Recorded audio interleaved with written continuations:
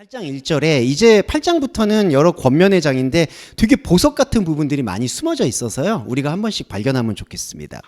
그러므로 그리스도 예수 안에 있는 이들에게는 심판이 없다. 육을 쫓아 걷지 않으며 오히려 영을 쫓아 걷게 된다.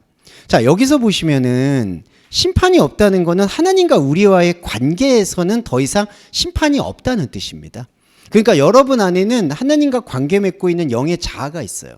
근데 그 영의 자아는 하나님과 이게 옳고 그르다, 맞다, 틀리다라는 논쟁점이 없어집니다. 그 논쟁점이라는 거의 출발점은 사실은 선악과의 뿌리에서부터 시작한 거고요. 그거는 좋고 나쁜 거의 문제가 아니라 우리가 현상적으로 겪어내야 될 하나의 몫이었어요. 하지만 우리가 영적 자아의 세계에 들어오고 있는 단계에서는, 생명 단계에서는 그리스도 예수 안에 있는 상태에서는 더 이상 하나님이 나를 판단하거나 평가하거나 내가 하나님을 판단하거나 평가하거나 하는 일들은 존재하지 않는다는 거죠. 이게 온전한 합일입니다. 하나님의 생명과 나의 생명이 온전히 하나가 되어 있다는 것을 바울은 느꼈고 표현한 거예요. 그래서 그리스도 예수 안에 있는 이들에게는 크리시스, 심판이 없다라고 선포한 거예요. 그러니까 우리가 하나님을 이해할 때에도 이 관점에서 이해를 해야 된다는 거예요. 제가 구약의 모든 부분들을 풀어드릴 때 하나님이란 이름이 등장해도 그것이 하나님이 아닐 수 있다라는 그 논쟁적인 말씀을 드린 이유는 여기에 있어요. 왜냐하면 우리가 만들어내는 하나님이 구약 성경에서는 다수를 차지합니다. 조금 요즘 뭐 이스라엘 이란 사태도 있지만 그 모세 오경을 모티브로 한 꾸란이라고 표현하기도 하고 코란이라고도 합니다. 코란 같은 데 보면은 하나님의 명령을 극대화시킨 그 경전이 코란이라고 보시면 돼요. 그런데 그 명령은 어디서 왔을까? 이게 과연 하나님의 내적인 영적 메시지로부터 왔을까? 그게 아닌 경우가 허다합니다. 우리가 구약 성경을 읽을 때 실패하거나 실수하는 이유 혹은 다른 길로 걷는 이유가 성경 안에 엘로힘이 적혀 있어서 엘로힘, 하나님이 적혀 있어서 이게 하나님이 하시는 명령과 말씀이다라고 간주해버리는 태도가 있어요. 그런데 구약의 말씀은 하나의 껍데기고요. 이 구약의 말씀을 본질로 풀어내는 게 바로 예수 그리스도의 말씀입니다. 그래서 예수 그리스도의 말씀으로 풀어지게 될 때에는 구약 성경 안에 수많은 하나님들이 생명 안에서 변별력을 가지게 되는 겁니다. 그러니까 우리는 이 성경에 대한 좀 오해를 갖고 있는 게 하나님이라는 이름이 등장하면 무조건 이게 진리와 말씀의 하나님이라고 생각하는 경향이 강해요. 왜냐하면 성경에 하나님이 말씀하시되라고 써 있으니까. 하지만 성경의 전체적인 이 비전을 살펴보면 우리가 토해내는 하나님을 참 하나님이 받아내셔서 우리의 하나님의 머리를 분쇄하고 참 하나님의 머리를 이식시키는 과정, 이게 영적 이식이거든요. 이 영적 대수술을 벌이는 게 성경 66권이라는 거죠. 그런데 우리가 어떻게 하나의 말씀만 보고 이게 하나님의 명령이다 라고만 규정 짓는 거는 우리 몸이 이렇게 전체적인 기관인데 이 기관 중에 어느 하나 아프다고 그래서 완전히 이거를 호미로 막을 거를 완전히 초가삼간 다 태운다고 하나님이 이거 말씀하셨잖아 라고 해서 극단적으로 밀어붙이게 되는 게 바로 구약을 잘못 읽게 되는 태도고요. 그렇게 잘못 읽게 되는 태도가 바로 심판의 태도라는 겁니다. 그러니까 바울이 말하는 거는 그런 구약의 말씀, 신약 안에서의 말씀도 다시 읽기 위해서는 이 말씀을 기억하라는 거죠. 그리스도 예수 안에 있는 이들에게는 심판이 없다. 그러니까 하나님은 누구에게 심판을 한 것도 아니고 심판받지도 않는 거예요. 우리도 마찬가지입니다. 말씀 안에 있는 내 영적 자아는 누구에게 판단받지도 않고 판단하지도 않아요. 이게 중요한 생명력이다라는 것을 기억해 주시면 되겠고, 이렇게 그리스도 예수 안에 있는 말씀과 하나가 되어 있는 존재는 육으로 살아도 영으로 사는 겁니다. 자, 이거를 좀 명심하셔야 되는데, 자, 육을 쫓아 걷지 않으면 영을 쫓아 걷게 될 때 이 선입견이 뭐냐 하면 육적인 생활은 뭐랄까 외부에서 볼 때 타락하고 방탕한 생활이고 영을 쫓는 생활은 외부에서 볼 때 경건해 보이는 걸로 착각하는 경향이 있어요. 그러다 보니까 이 8장 1절의 말씀이 어떤 면에서는 종교적인 폭력이 됩니다. 왜냐하면 당신이 그리스도 예수 안에 있으면 경건한 생활을 보여줘야 되는 거 아니냐라고 수많은 목사님들이 죄송한데 그렇게 가르쳐요. 구원은 전적인 은혜로 받았으면 그 구원에 대한 열매가 나와야 된다라는 것을 외적인 삶의 모습을 통해서 육적인 삶, 당신은 육적인 삶을 살고 있어, 당신은 영적인 삶을 살고 있어요 라고 심판하고 또 판단한다는 거죠. 그게 아니라는 겁니다.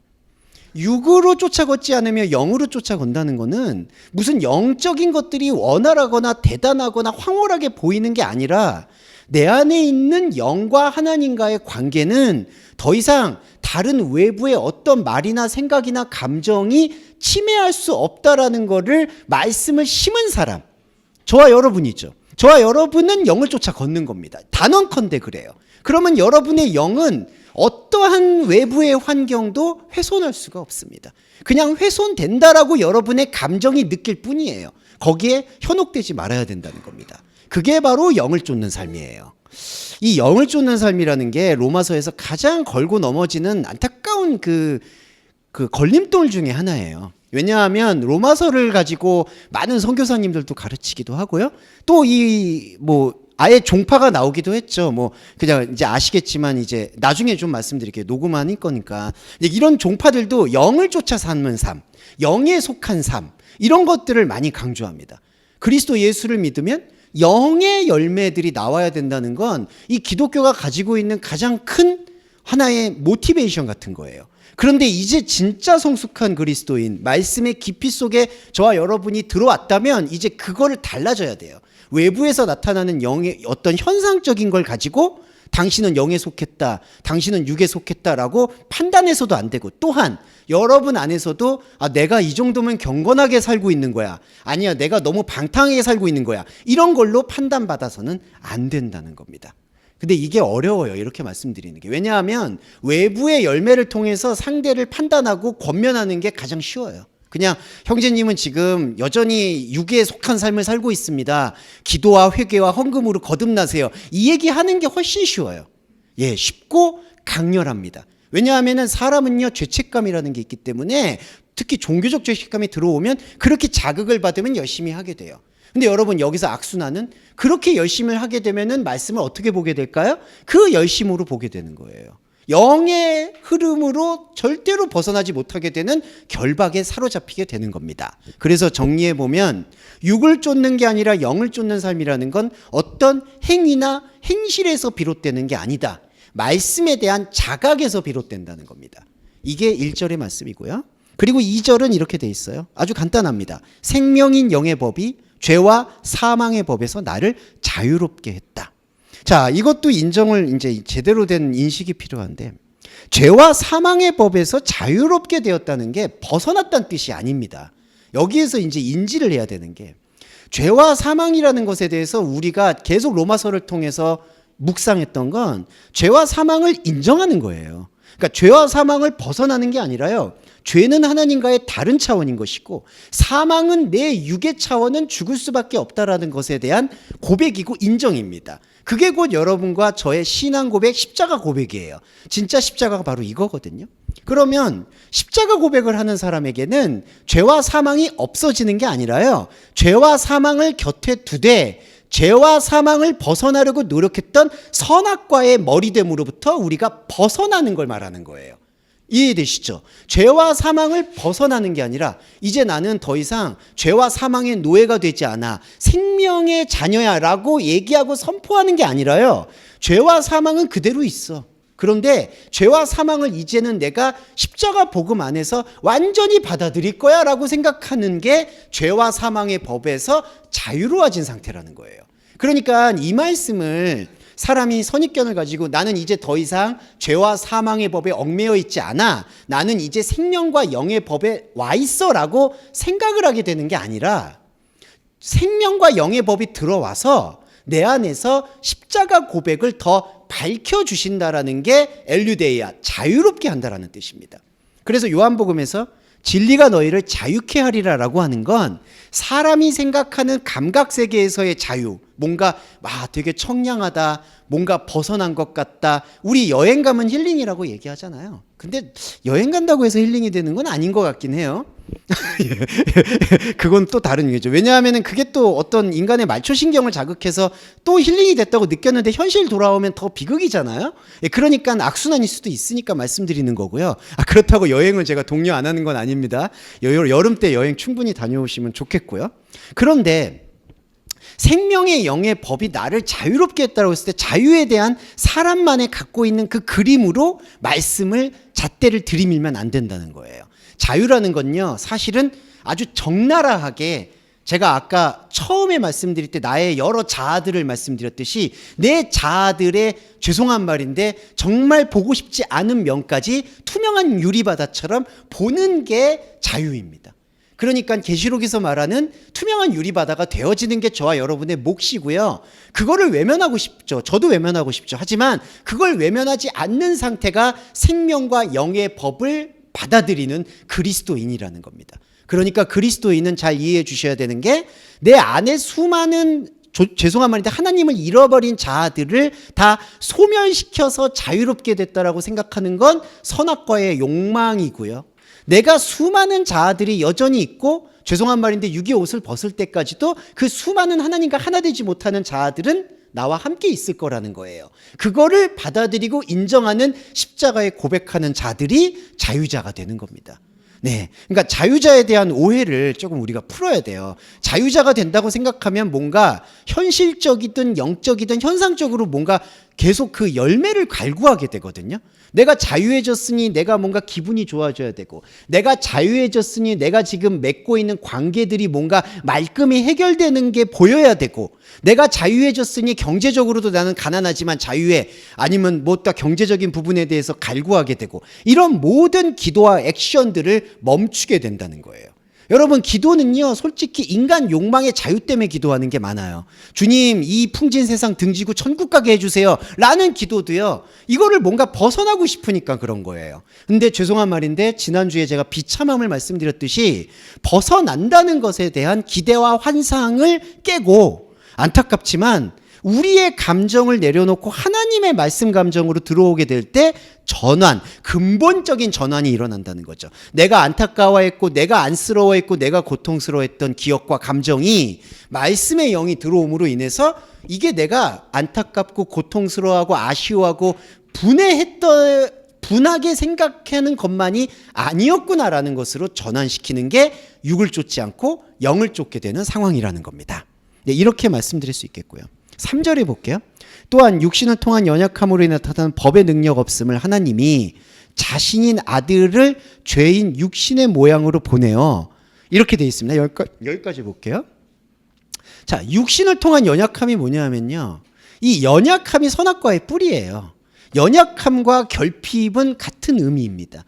그러니까 사람은 계속 뭘로 살아가느냐, 내 결핍을 극복하기 위한 노력으로 살아가요. 이 몸의 구조 자체가 그래요. 그러니까 밥을 먹으려는 것 자체가요, 내가 살려고 하는 거고요. 내가 살려고 하는 것 자체가 결핍을 극복하려는 거예요. 왜냐하면 몸이 하루 한 끼를 안 드셔보세요. 하루를 안 먹어봐요. 이러면 영양소들을 요구하잖아요, 몸이. 그러니까 밥을 먹기를 원하고 죽을 먹기를 원하고 뭔가를 빨아들이려고 하는 거예요. 이게 연약함이에요. 그러니까 인간의 몸이 결핍의 모본이라고 보시면 돼요. 그런데 이 모본을 통해서 우리는 뭘 깨닫느냐, 이 법이 현상에 적용될 수 없다라는 것을 고백하게 돼요. 그게 바로 법의 능력 없음이에요. 그러니까 우리는 법을 받아들였을 때 그 법을 가지고 내 결핍을 메워서 하나님한테 나아가는 길을 모색했던 게 율법적 행위라는 거죠. 그런데 복음으로 바라본 법은, 이 법은 내가 현상적으로 지키고 지키지 않고의 문제가 아니었다라는 사실을 깨우치게 해주는 겁니다. 그게 바로 법의 능력 없음을 깨닫는 거예요. 육신을 통해 연약함으로 나타난 법의 능력 없음을 하나님이 그 자신인 아들, 여기서 하나님과 아들이요, 자, 잘 이해해 주셔야 되는 게 하나예요. 여기 보시면 헤어 아우트로라는 제기대명사를 사용해서 하나님이 자기 자신인 아들이라고 표현했습니다. 자, 아들이 뭐냐면요, 이런 아들을 얘기하는 게 아니라요, 말씀을 아들이라고 얘기해요. 왜 말씀을 아들이라고 얘기할까? 이게 아델푸스 개념이에요. 아들은 낳은 거잖아요. 아들이 생명으로 내 안에 닿은 거예요. 그러니까 낳았다는 거는 하나님이 내 안에 있었음을 깨닫는 행위예요. 하나님이 내 안에 말씀으로 존재했음을 발견하는 거예요. 그래서 아들이라고 얘기하는 거예요. 근데 이 아들은 하나님이에요. 하나님을 우리가 이해할 때 유일하다라는 것 때문에 하나님이 뭔가 존재적으로 하나라고 생각하는 경향이 많아요. 조금 더 자세하게 설명을 드리면 하나님이라는 이 엘로힘은 원래 복수예요. 복수 형태. 단수가 아니라 복수예요. 하나님의 생명은 우리가 생각하는 이러한 그 현상의 인식과 완전히 다르거든요. 그러니까 하나님은 말씀으로 계속 우리 안에서 자신의 하나님됨을 끊임없이 보여주시고 그 자체가 하나님이에요. 제가 말씀드리고 싶은 건 아들이라고 얘기할 때 이 아들이 말씀이에요. 그래서 아브라함에게 하늘의 뭇별과 같은 자녀들의 아버지가 되게 하겠다라는 뜻은 뭐냐 하면 그 자녀들이라는 게 하늘의 뭇별이 바로 아브라함이 깨달은 말씀이고 저와 여러분이 깨달은 말씀들이에요. 그 말씀들이 아들들이에요. 그리고 그 아들들이 하나님이에요. 그래서 저와 여러분도 네오스, 하나님인 거예요. 네, 이거 이해되시죠? 이거에 대한 이제 파격적인 생명력으로 들어가야 됩니다. 저와 여러분은 아버지와 하나이기 때문에 하나님이에요.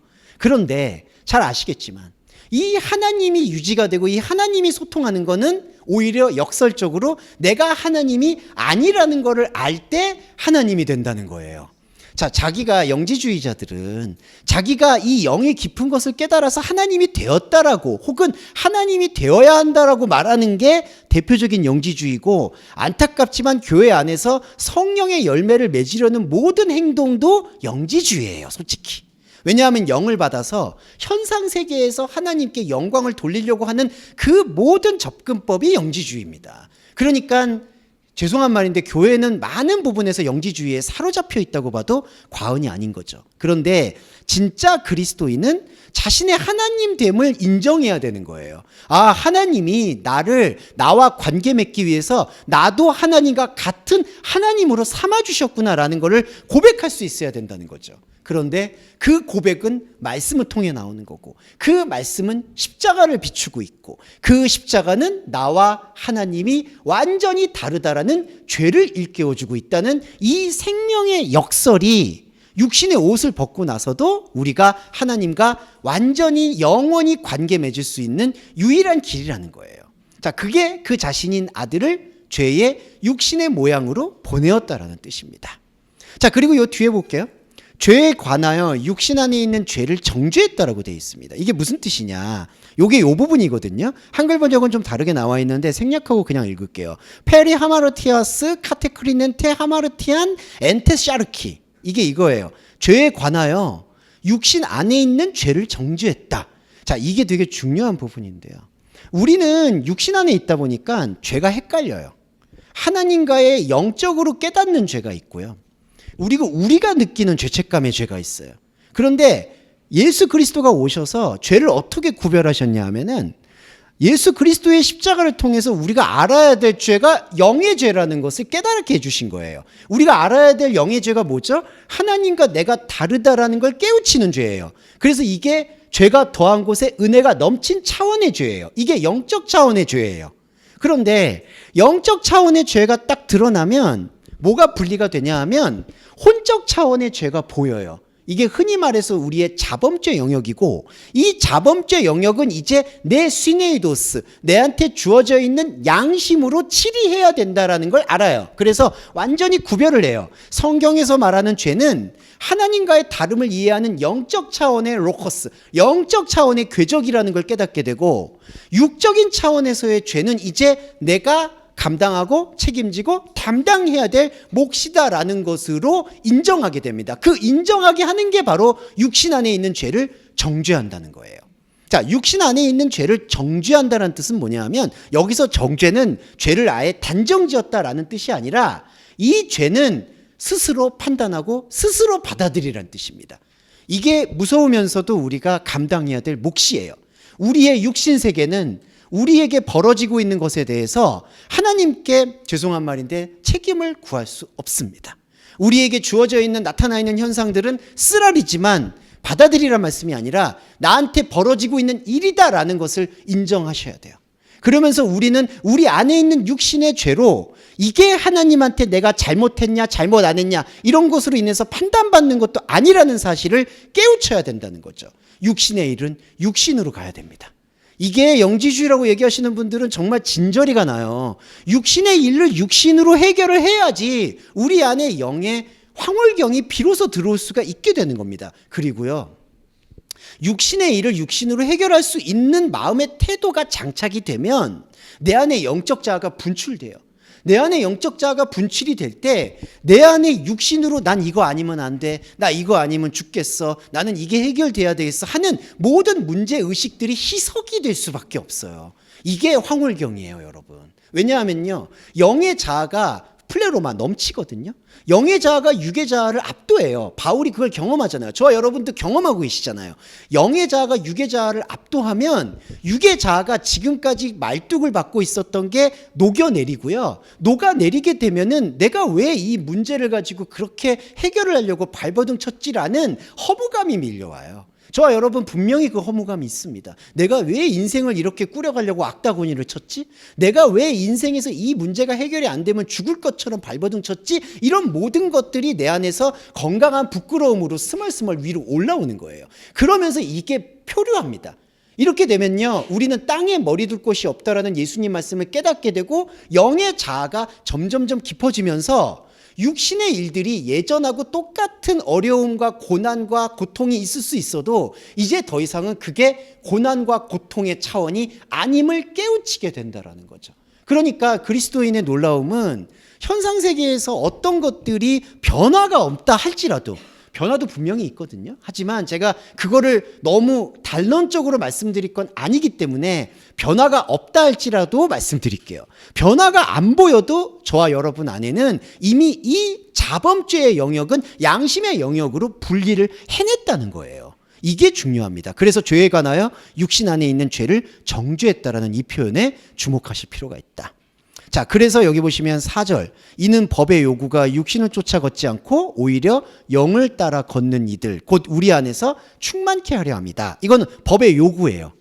디카요마 토누무. 법의 요구는 뭐냐 하면 법이 정말로 원하는 거예요. 자, 우리가 구약성경 묵상할 때 지난주에도 모세 오경의 본질을 묵상을 했죠. 이게 법의 요구입니다. 그러니까 하나님께서 우리한테 말씀을 주시는 단 하나의 이유는 관계예요. 하나님께서 우리에게 말씀을 주시는 단 하나의 생명력은 나와 하나가 되기 위한 그분의 목적이에요.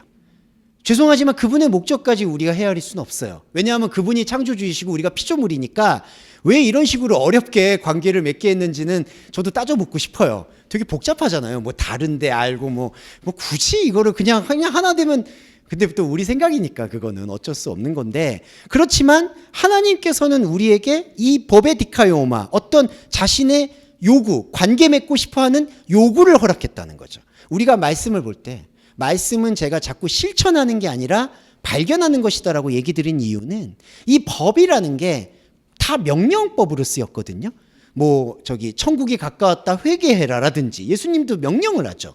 그리고 너를 자기 십자가를 지고 나를 따라와라라든지, 그리고 구약성경은 말할 것도 없죠. 뭐 해라 하지 마라, 뭐 해라 하지 마라, 다 명령으로 쓰였죠. 그런데 여러분, 우리가 이 법의 요구라는 걸 듣게 될 때 1차적으로 우리는 그걸 지킬 수 없다는 걸 깨닫게 되고, 2차적으로는 하나님께서 나한테 명령을 하셨던 게 정말 내가 행하라고 하셔서 말씀을 주신 거가라는 근본적인 질문을 하게 되고, 세 번째로 그 근본적인 질문 너머에는 하나님께서 내가 무엇을 하든 하지 않든 나에게 말을 건네고, 우리가 유일하게 해야 되는 것은 그 하나님의 말을 건넨 하나님의 사랑에 대한 반응을 보여주는 것이다. 이때 반응이라는 것은 사람마다 다 다르기 때문에 규정할 수 없고 판단할 수 없다는 거죠. 자, 이렇게 정리가 됩니다. 그래서 법의 요구는 처음에는 명령으로 쓰였는데, 물론 그 명령에 대한 여러 가지 노력이 있죠. 사실은 지금 저와 여러분이 이 시간에 모인 것도 노력이죠. 당연히 있습니다. 그리고 제가 자꾸 베드로를 뭐라 그래서 좀 그런데, 오늘은 뭐라 그러는 게 아니라 베드로의 이 의지가 우리 안에 DNA가 있어야지 오시는 거잖아요. 그런 중요한 거죠. 그래서 베드로를 통해서 우리는 모였어요. 그런데 이 법이 지키고 지킬 수 않고의 문제가 아니다라는 걸 깨우치는 건 바울의 차원이라는 거죠. 그러니까 어떤 차원이 낮고 높고의 문제가 아닙니다. 베드로, 바울은 다 내 안에 있는 모델링이거든요. 그러니까 베드로를 깨닫게 돼서 베드로를 통해서 시작했다가 그 안에서 바울을 경험하게 되는 게 바로 법의 요구에 대한 깨달음이라는 거죠. 이 깨달음은 불교에서 말하는 깨달음과는 차원이 다르다는 걸 항상 좀 말씀드리고 싶고요. 그 다음에 5절에 육신을 쫓는 것으로 존재하는 이는 육신의 일을 생각한다. 그리고 용을 쫓는 것으로 존재하는 이 영의 일을 생각한다. 자, 생각인데요. 생각 조금만 설명드리고 갈게요. 이거 진짜 시간 오래 간다. 죄송해요. 네, 금방 끝날 줄 알았는데. 자, 생각이라는 건요. 이거는 정말 그대로 경향입니다. 경향. 예. 그러니까 경향이라는 건 뭐냐 하면 여러분 그런 거 있잖아요. 관심사. 요즘 우리가 오랜만에 만나서 대화할 때도 요즘 뭐에 관심이 있으세요? 뭐에 어떤 좀 꽂히세요? 이 프로너스라는 것도 경향이에요. 자, 우리 그리스도인에게는 이게 필요해요. 무슨 뜻이냐 하면 자, 육신을 쫓는 것 안에 종교가 들어가 있습니다. 우리 착각하지 말아야 돼요. 영을 쫓는 게 종교 생활이고 육신을 쫓는 게 세속 생활이 아니에요. 육신을 쫓는 게 오히려 종교 생활이에요. 이 종교 생활 안에서는 어떤 걸 해야 내가 그냥 쉽게 말씀드려서 내가 어떻게 해야지 하나님께 기쁨이 될까라든지 내가 어떻게 해야지 하나님과 관계가 잘 유지될까를 고민하는 게 육신의 일이에요. 근데 영의 일은 그게 아니라 완전히 달라요. 내 안에 하나님의 말씀이 어떻게 발견될까에 대한 막연한 기대를 갖는 게 영의 일이에요. 그러니까 저와 여러분이 거의 막 이렇게 눈이 먼 사람이 막 이렇게 더듬고 불이 안 켜진 곳에서 더듬더듬 가면서 불을 켰을 때의 쾌감과 희열 같은 게 있잖아요. 마찬가지로 우리 안에 이미 내재되어 있는 하나님의 영적인 광맥을 계속해서 생각하게 되는 게 바로 영의 일입니다. 그러니까 자, 육의 일, 종교의 일은 뭐냐 하면 나의 어떤 행실을 통해서 하나님과 관계를 맺고 있는 것에 대한 쾌감을 얻으려는 게 육의 일이고요. 영의 일이라는 것은 내 안에 내재되어 있는 하나님의 사랑의 흔적과 광맥을 말씀을 통해서 드러내고 나타내고 느끼는 게 영의 일입니다. 이게 바로 우리가 종교적으로 가장 중요하게 작용되고 있는 영에 속한 사람의 모티브예요. 네, 이 영에 속한 사람이라는 게 워낙 많은 교단, 교회 그리고 목사님들이 자기 주장을 가지고 말씀하시기 때문에 제가 좀 단언해서 말씀드리고 싶은 거예요. 또 어떤 분들은 이렇게 오해하세요. 그러면은 당신이 얘기하는 영에 속한 사람만이 맞는 거냐.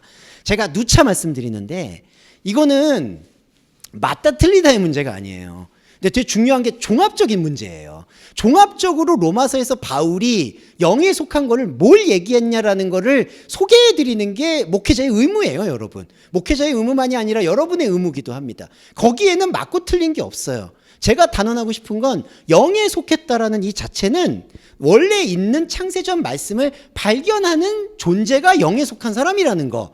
이건 변하는 게 없습니다. 근데 이게 내가 하는 말만 맞다, 당신이 하는 말은 틀리다, 이렇게 얘기하는 차원이 아니라는 거죠. 근데 도키마저는 당연히 돼야죠. 어떤 분이 만약에 영의 열매를 맺기 위해서 쳐서 복종시켜라 야구 얘기한다면 여러분 그게 복음일 수 있을까요? 그건 복음이 아닙니다. 다른 복음이에요. 그러니까 내가 영에 속한 사람이고 그리스도인이니까 영에 속한 열매를 맺기 위해서 노력해야 된다라고 한 터럭이라도 그런 방향으로 해석을 하게 되면 그거는 법의 요구를 충족시키는 게 아니고 그거는 법이 아니라 다시 율법으로 돌아가게 되는 경향입니다. 그래서 영의 일을 생각한다는 것에 대해서는 정확하게 말씀드릴 수밖에 없다. 이거를 좀 유념해 주시면 감사하겠고요. 육신의 생각은 사망이다.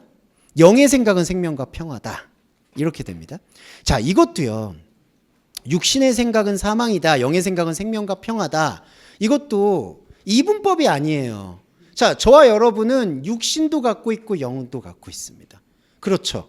그러면 육신의 생각은 사망이니까 버려야 되고 영의 생각은 생명과 평화니까 취해야 되고 이 생각 자체가 죽은 거예요. 그럼 이거는 뭐냐면요. 육신을 바라볼 때, 나의 육신을 바라볼 때는 다나토스, 사망을 보는 거고요.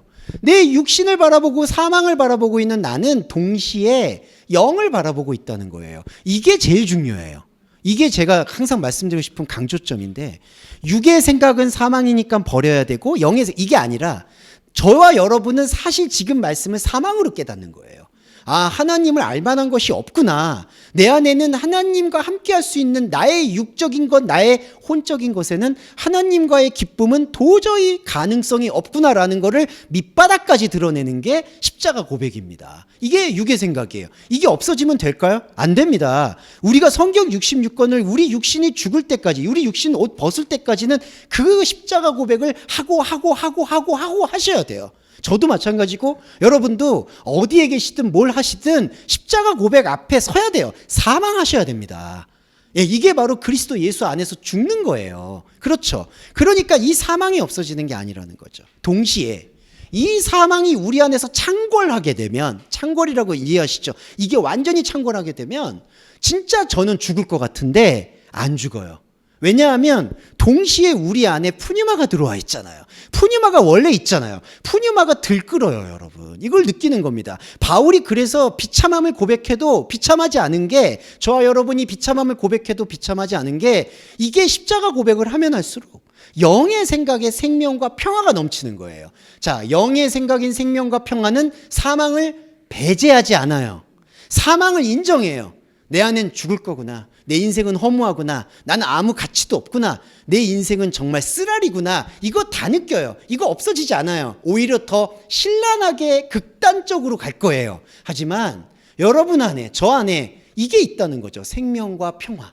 그러면 하나만 더 말씀드릴게요. 생명과 평화는 사망을 지우는 거냐? 그게 아니라는 겁니다. 생명과 평화는 내가 사망을 더 깊게 보면 볼수록 오히려 사망에서 벗어나려고 발버둥 치지 않고 사망 앞에서 정말 얌전한 돌이 되는 거죠.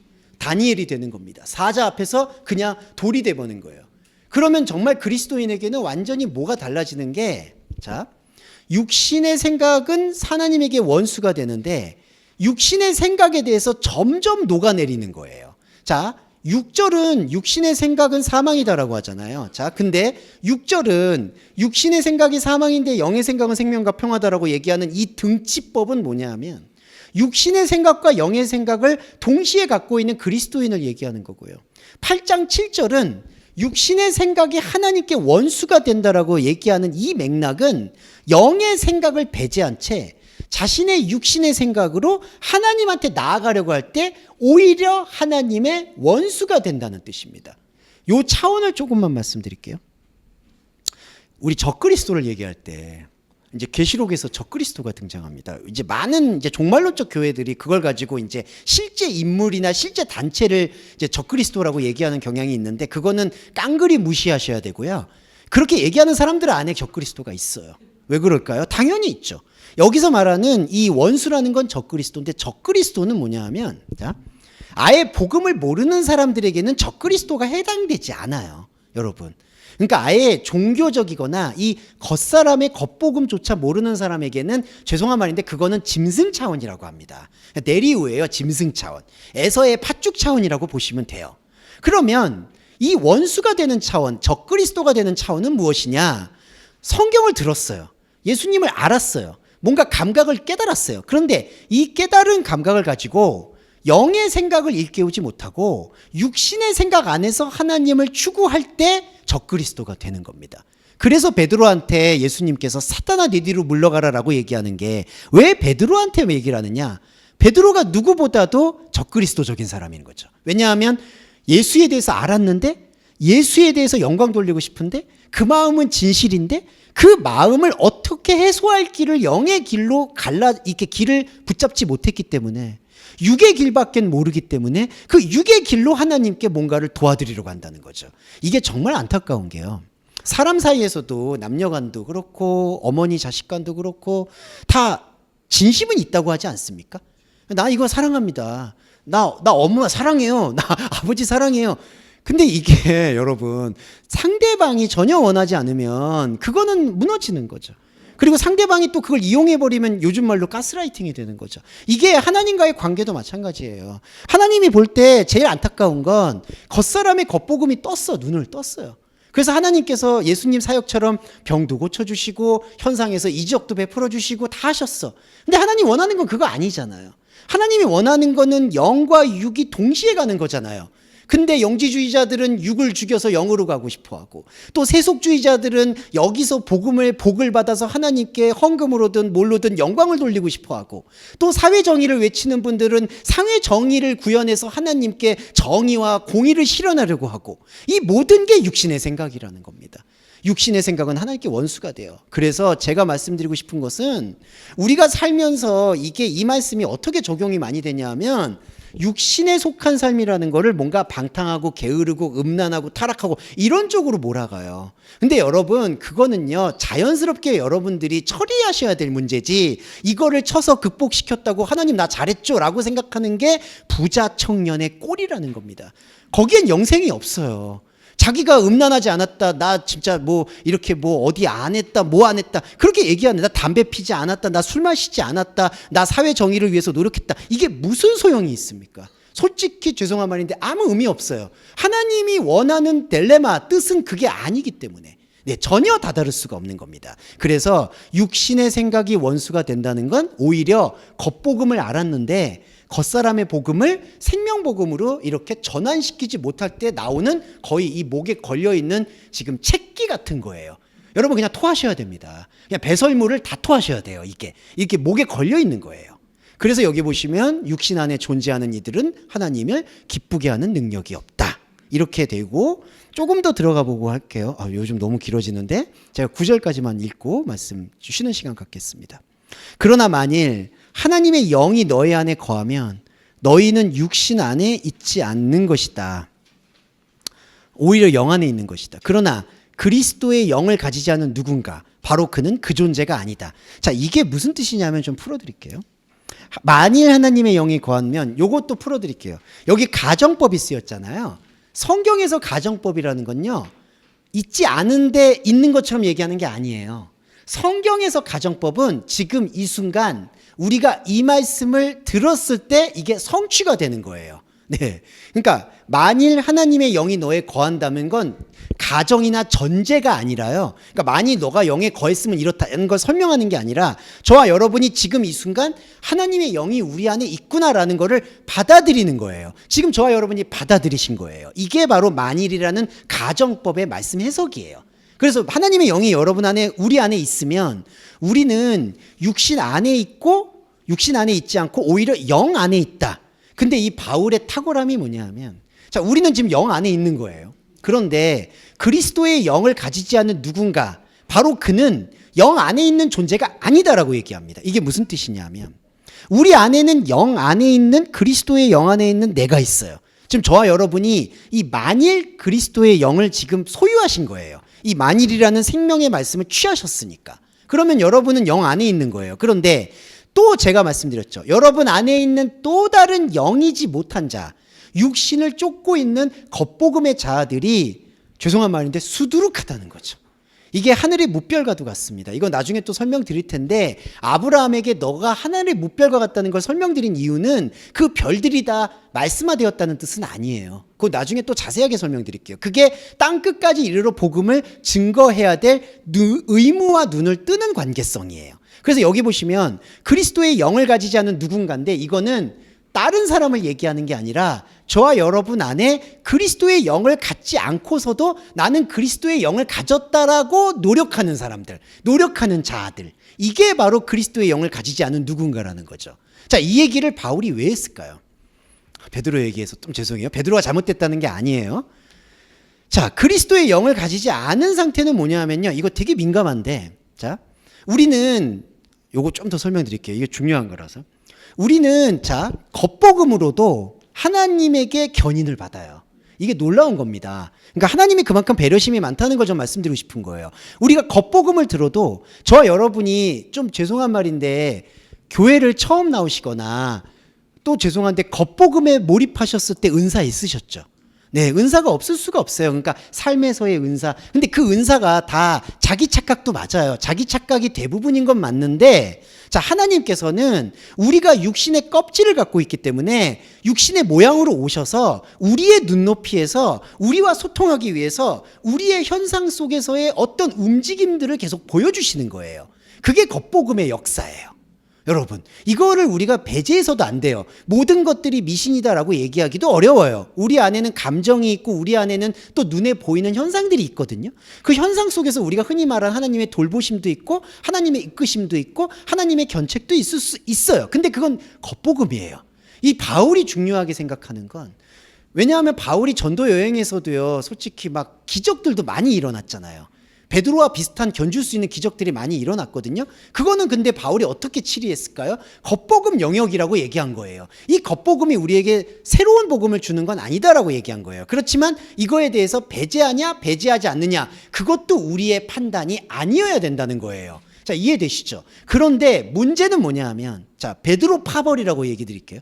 베드로의 파벌은 그 겉복음 속에서 나타난 역사를 가지고 하나님의 복음의 완전함이라고 이거를 규정 짓는 거예요. 하나님께서 내게 은혜를 주신 이 완전함을 가지고 나는 다른 사람에게 이 완전한 복음을 전해야 된다. 자, 그래서 전도가 여기서 문제가, 자꾸 베드로 얘기, 다 우리 안에 있는 거예요. 죄송해요. 자, 베드로는 하나님께서 겉복음을 충만하게 주셨어요.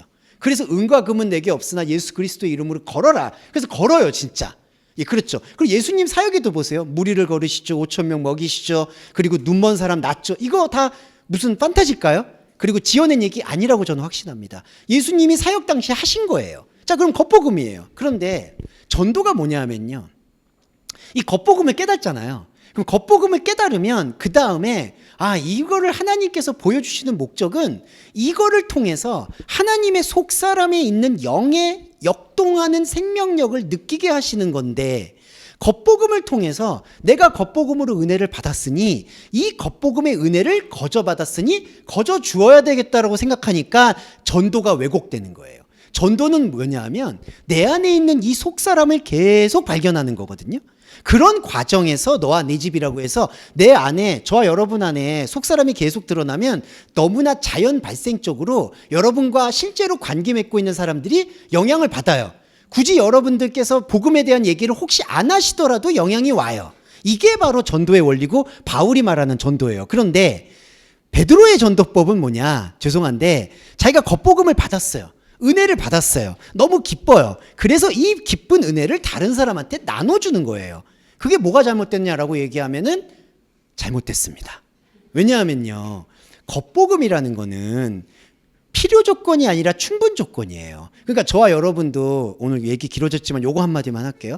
저와 여러분 안에 또 오늘 뭐 여러 지체분들 중에 어려움도 있고 힘든 부분도 있을 수 있잖아요. 그러면 지체 여러분들이 같이 머리를 맞대서 고민할 수도 있고 때로는 도울 수도 있고, 자, 그거잖아요. 그거는 근데 전도가 아니라는 거죠. 그거는 겉복음 속에서 나타나는 각자가 걸어가야 될 길에 대해서 겉복음에서 속복음으로 넘어오기 위해서 여러분들이 서로 관심을 가져주고 독려해 주는 거라는 거예요. 근데 문제는 교회가 이 겉복음을 받으니까 이 겉복음이 하나님 은사와 하나님 은혜와 하나님 사랑의 전부라고 딱 규정 짓고, 모든 성경이 그걸 얘기하고 있다라고 딱 규정을 지어버리고 이걸 가지고 다른 사람에게 전달하는 거예요. 이 복음 좋으니까 들어봐라. 복음이 들으니까 좋죠. 근데 냉정히 말하면 그 겉복음은 좋은 게 아니에요.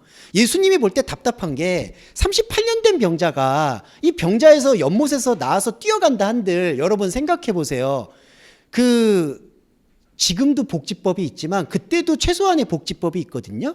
거기 베데스다 연못에서 38년 동안 앉아있는데도 굶어 죽지 않는 이유가 뭘까요? 그 로마에서 계속 조공을 주니까 되는 거예요. 이게 기초생활입니다, 여러분. 그런데 그분이 이거 38년에서 일어났다고 생각해 보세요. 기초생활 수급이 끊기는 거예요. 그러면 그분에게는 재난이에요. 왜냐하면 38년 동안 기술을 배웠어요. 뭘 했어요? 그냥 연못만 동할 때 기다리다가 이게 안 되는데. 그러니까 여러분, 겉복음이 겉복음으로 행사되는 이 허망함에 대해서 우리가 말씀을 통해서 깨우쳐야 된다는 거죠. 이게 바로 그리스도의 생명에 대한 겁니다. 그래서 우리 안에 그리스도의 영을 가지지 않는 누군가가 있는데, 그거는 겉복음을 붙잡았지 속복음으로 가기 때문에 엄밀하게 구별해야 된다. 그 겉복음은 속복음이 아니다라는 뜻이, 바로 그는 그 존재가 아니다라는 뜻입니다. 자, 만일 그리스도가 너희 안에 있으면 몸은 죄를 통하여 죽은 것이나 영은 의를 통하여 사는 것이다. 자, 이것도 동시성으로 이해해 주시면 감사하겠습니다. 이게 뭐냐 하면은 몸은 버려야 되는 것, 영은 살려야 되는 게 아니라요. 몸은 죄의 고백을 하는 처소, 영은 의를 발견하는 처소. 이게 동시적으로 울린다라고 보시면 될 것 같습니다. 그리고 11절에 그러나 예수를 죽음으로부터 일어나게 한 그의 영. 자, 볼게요. 자, 이게 되게 아주 세밀하게 구별하는 거예요. 예수를 죽음으로부터 일어나게 한 영이 있어요. 이게 바로 그냥 편하게 말씀드리면 사실은 혼의 감각이에요. 자, 보세요. 예수를 죽음으로부터 일어나게 하죠. 이건 뭐냐면 역사적인 예수라고 할 수 있습니다. 현상적인 예수죠. 그러니까 우리도 현상이죠. 현상에서 보고 있는 생명 기적. 이거를 말하는 게 혼의 영이에요. 혼의 영. 자, 오해하지 말아야 되는 게 혼의 영이 어딨냐라고 하시는 게 아니라 제가 봤을 때는 제가 말씀드리고 싶은 건 혼의 차원에서 나타나는 영적 현상이에요. 이게 바로 예수를 죽음으로부터 일어나게 한 그의 영이 이게 바로 겉복음입니다. 아까 제가 말씀드렸던 그 복음이 우리 안에 거하면 자 뒤에 보세요. 그리스도를 죽음으로부터 일어나게 한 그가 이게 뭘까요? 하나님의 견인이에요. 하나님의 말씀이에요. 자 보세요. 예수를 죽음으로부터 일어나게 한 그의 영은 우리 안에 있는 혼의 감각이에요. 현상으로 느끼니까. 근데 이 현상으로 느끼는 혼의 감각이 영의 생명으로 이렇게 전환돼야 되잖아요. 그 전환되게 하는 게 뭐냐? 그리스도를 죽음으로부터 일어나게 한 그. 이게 하나님의 말씀이에요. 그 하나님의 말씀이 너희 안에 그의 영의 거주로 인해 너희의 죽을 몸을 살릴 것이다. 이게 이제 약간 어려운 구조지만 뭐냐 하면 우리는 혼의 차원에서 하나님을 경험해요. 그리고 혼의 차원에서 하나님의 지금 말씀을 듣고 있습니다. 그런데 혼의 차원에서 말씀을 듣고 있는 게 하나의 혼의 영이고요. 그 혼의 영의 차원에서 어떤 역사가 일어나느냐? 창세전에 그리스도를 죽음으로부터 일어나게 하는 창세전 자아의 말씀 행위가 있다는 거예요. 이게 바로 창세전 자아의 그리스도예요. 그 그리스도의 영이 우리 안에 있는 혼의 의지를 이끌어내셔서 혼의 의지는 죽을 수밖에 없거든요. 여기서 죽는 거는 고백의 죽음이 아니라 하나님과 멀어지려는 충동을 말해요. 너희 죽을 몸. 이 죽는 몸이라는 거는 하나님 앞에 죄고백을 해서 영으로 가는 그 몸이 아니라 죽을 수밖에 없는 몸. 하나님을 영원히 잃어버릴 수밖에 없는 몸이 죽을 몸이에요. 그 죽을 몸을 살려내는 거예요. 그래서 이 11절 말씀도 정확하게 들어맞는 게 우리는 혼으로 하나님의 말씀을 봐요. 혼으로 예수님의 부활도 인정하고 혼으로 예수님의 기적도 말씀을 묵상해요. 이게 혼이에요. 근데 이 혼의 말씀을 들었지만 혼과 영이 하나이신 그리스도가 우리 안에서 발화되기 때문에 혼의 말씀을 영의 말씀으로 전환하게 하는 게 바로 우리의 죽을 몸을 살려내는 행위라는 거죠. 그러니까 우리가 영의 예배가 왜 중요하느냐? 우리는 겉사람의 복음으로 겉사람의 태도로 복음을 듣지만 이 겉사람의 복음 속에서 역사하는 속사람이 우리 안에서부터 죽을 몸을 살려낸다는 거죠. 이게 바로 부활입니다. 이게 11절이에요. 그래서 여기 보시면 그러므로 형제들이 우리가 의무를 가졌다. 이 의무가 뭘까요? 바로 우리의 죽을 몸을 살리는 동안 우리가 하나님께서 보내신 하나님 그 자신인 그리스도가 역사할 수 있도록 통로를 열어줘야 돼요. 통로를 열어주는 게 저와 여러분이 말을 배우고 언어를 배우고 종교를 배워서 지금 이 시간 오셔서 그 모든 배움을 하나님 앞에 노출시켜서 하나님을 혼으로 이해하려고 노력한다는 거죠. 자, 중요한 건요.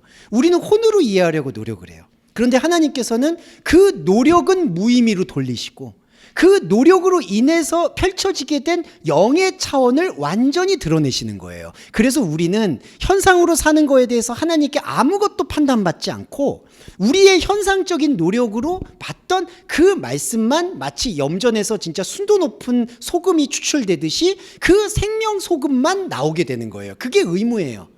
근데 여러분 다른 의무나 다른 복음에 휘말려서는 안 되는 이 맥락이 바로 이겁니다. 우리가 유일하게 가져야 될 의무는 뭐냐? 우리 안에 말씀이 드러날 수 있도록 열기만 하시면 돼요. 근데 열기만 하는 게 쉬운 게 아니죠. 네, 열기만 하는 게 진짜 어렵죠. 왜냐하면은 두 가지가 있어요. 열기는 여는데 우리 생각으로 여는 경우가 많고요. 그러니까 그냥 나는 말씀 안 봐도 돼.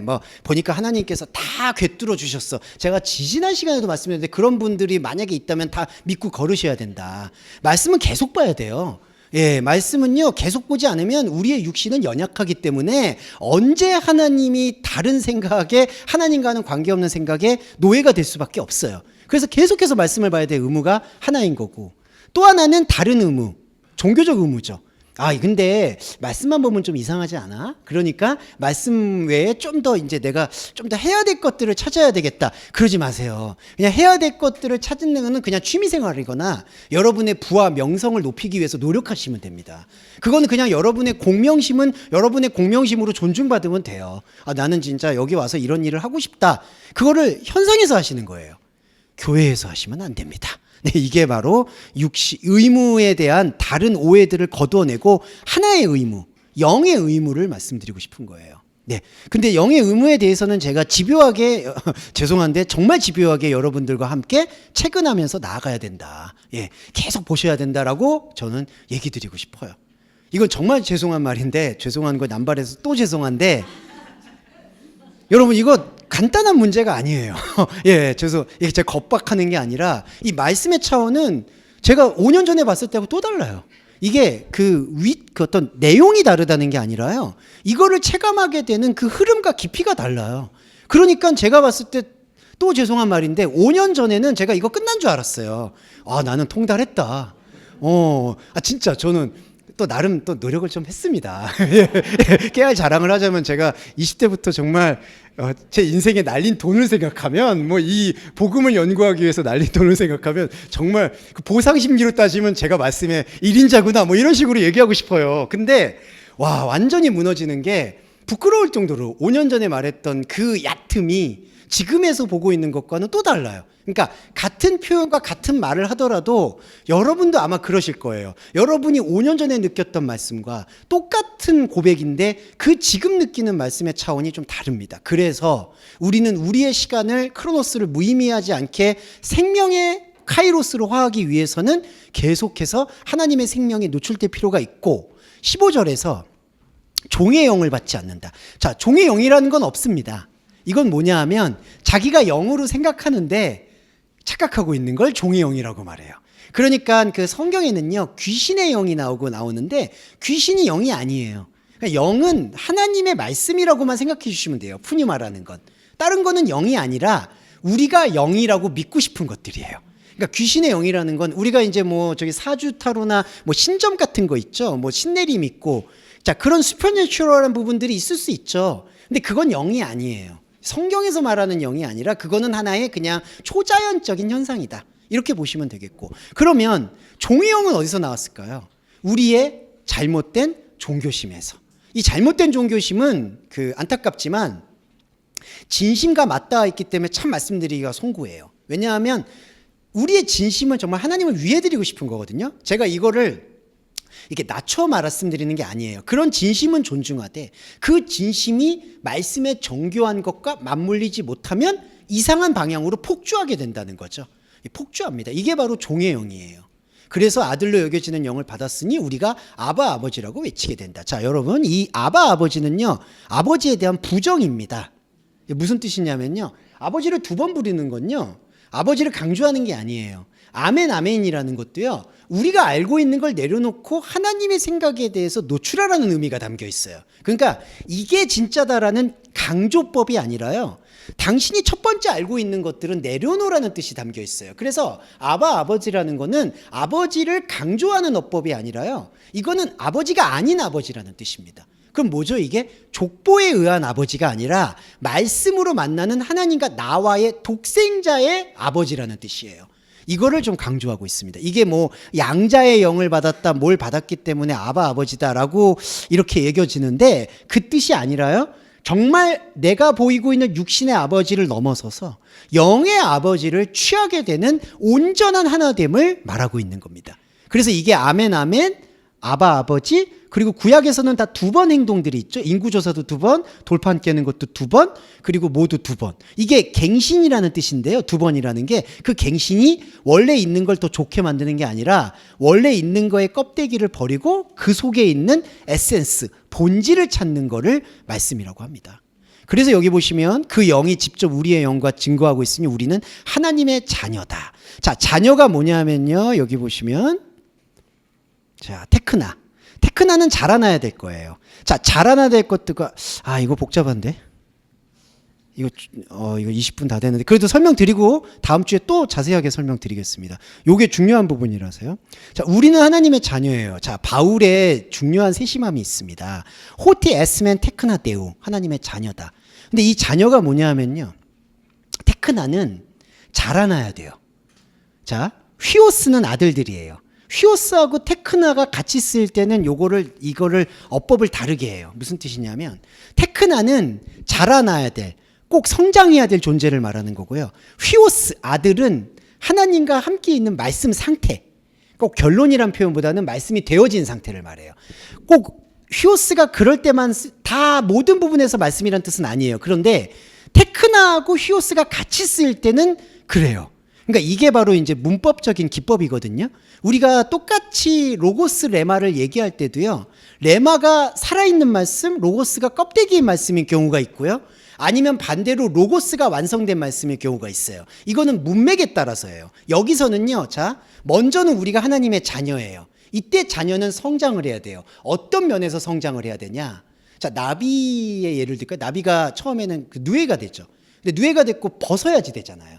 여기서 자녀는요, 하나님에게 우리가 혼적인 차원에서 만나는 혼적인 하나님의 자녀 차원이에요. 그렇죠. 우리가 하나님을 만나고 은혜를 느끼는 차원. 이게 자녀예요. 근데 이 자녀가 어떻게 되어야 되느냐? 클레로스, 상속자가 돼야 돼요. 상속자가 된다는 뜻을 볼게요. 자, 상속은 뭘 물려받는 거예요. 근데 물려받는 거의 전제가 죽음이에요. 죽어야 돼요. 아버지가 죽어야 돼요. 죄송해요. 저기 우리 지금 아버님도 오셨는데 이거 그런 뜻은 아니에요. 네. 아버지가 죽어야 돼. 이때 말하는 아버지가 뭐냐? 나를 지배하고 있는 이 테크나, 자녀를 지배하고 있는 겉사람이에요. 겉사람이 죽어야 돼요.